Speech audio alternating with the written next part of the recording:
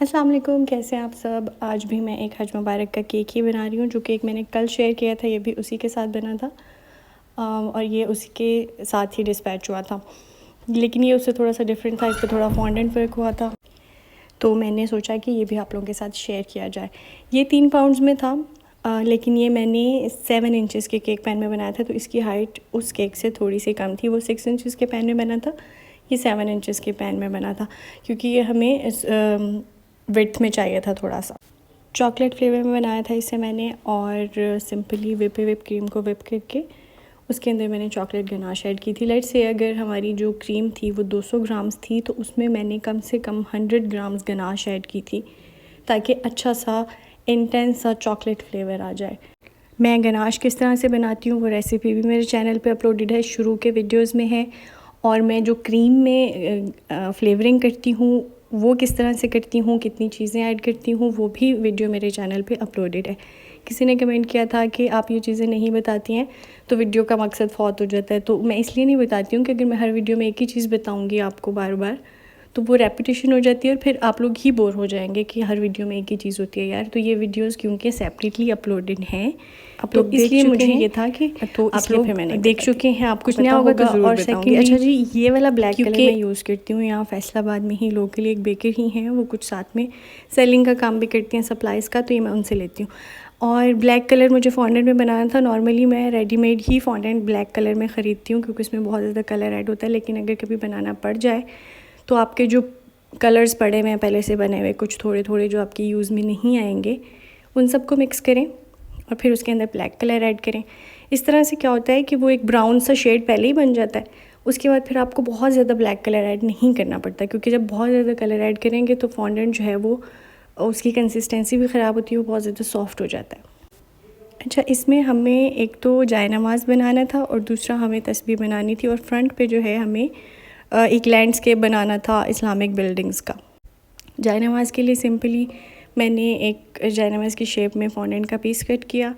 उसके बाद अपने ये नाइफ़ से जायनमाज़ की जो फ्रिल होती है उसे भी मैंने कट कर लिया। कोशिश करें कि आप साथ साथ कट्स लगाएं ताकि वो बारीक बने और देखने में अच्छा लगे, फ़ाइन लगे। मज़ीद जो इसके ऊपर हमने जायनमाज़ के ऊपर डिज़ाइन बनाना है वो मैं कुछ देर में बनाऊंगी, क्योंकि हुआ ये था कि ये 26 को डिलीवर करना था और मुझे लग रहा था कि ये मैं 25 को बना रही थी और मुझे लग रहा था कि आज 26 है, लेकिन थैंकफुली मुझे फिर टाइम पे ही पता चल गया कि आज 25 है। तो फिर मैंने काम वहीं पे रोक दिया था। मैंने तब तक जायनमाज़ और तस्बीह बना ली थी, केक को भी फ्रॉस्ट कर लिया हुआ था, बटर क्रीम लगा ली हुई थी, कंप्लीट था। बस मैं 15-20 मिनट में भिजवाने वाली थी।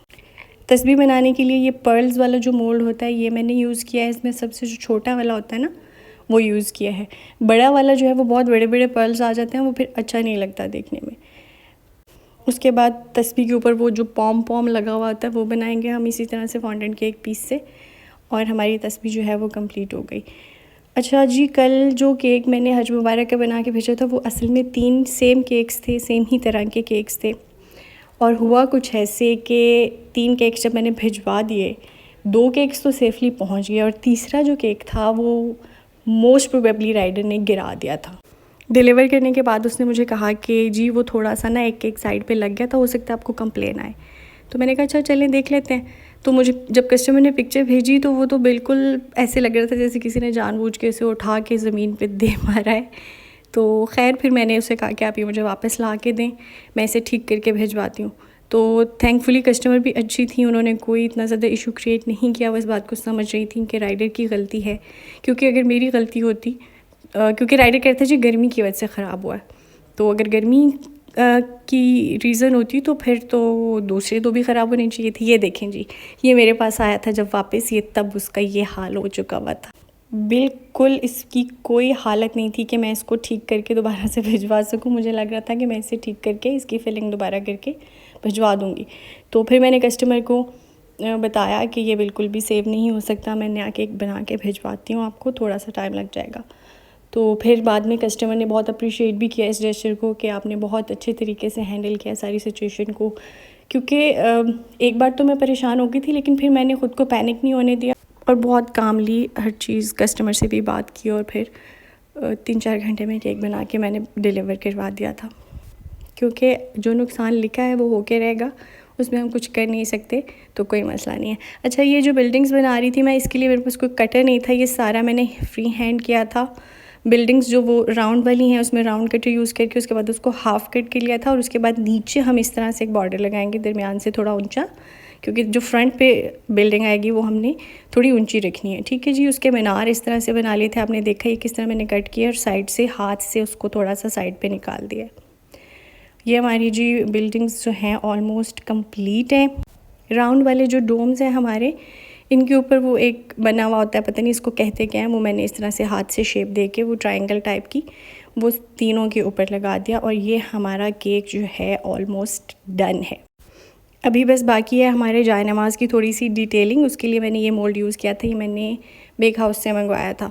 ये मोल्ड जो है ये नॉर्मली हम लोग यूज़ करते हैं मेहंदी केक्स वगैरह, ढोलकी केक्स के ऊपर।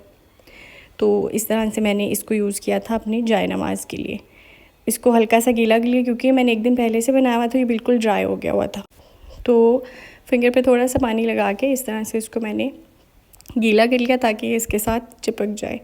और फिर ये जो बॉर्डर था पहले तो टॉप पे लगाया, कंप्लीट पूरा एक बना के उसकी स्ट्रैंड वो मैंने टॉप पे लगाई, और उसके बाद साइड्स पे लगाने के लिए पूरा नहीं बनाया, क्योंकि इसके मिडल में एक फ्लावर सा था तो वो अच्छा नहीं लगना था साइड्स पे। वो बस मैंने टॉप पे रहने दिया और बाकी साइड्स पे और बॉटम पे बस साइड्स वाला हिस्सा जो था वो लगा दिया। अब हम अपने इसको जाय नमाज़ के ऊपर जो हमने डिज़ाइन बनाया है इसको गोल्डन कलर कर लेंगे, और तस्बीह में भी 2 जगह पे हम 2 जो उसके पर्ल्स हैं उनको कलर करेंगे, लेकिन केक के ऊपर प्लेस करने के बाद। उसके बाद हमारा केक का लुक कंप्लीट है बिल्कुल। आपको कैसा लगा मुझे कमेंट्स में ज़रूर बताइएगा। कोई आपको लगता है इम्प्रूवमेंट हो सकती है, क्योंकि आप लोग बहुत अच्छे मशवरे भी देते हैं कमेंट्स में, बहुत सारी चीज़ें मुझे ख़ुद भी सीखने को मिल जाती हैं कभी। तो मुझे ज़रूर कमेंट किया करें, सजेशन दिया करें, मशवरा दिया करें, ताकि मैं भी सीखूं और आप भी सीखें। Thank you so much for watching.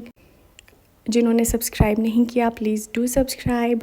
अल्लाह हाफ़िज़।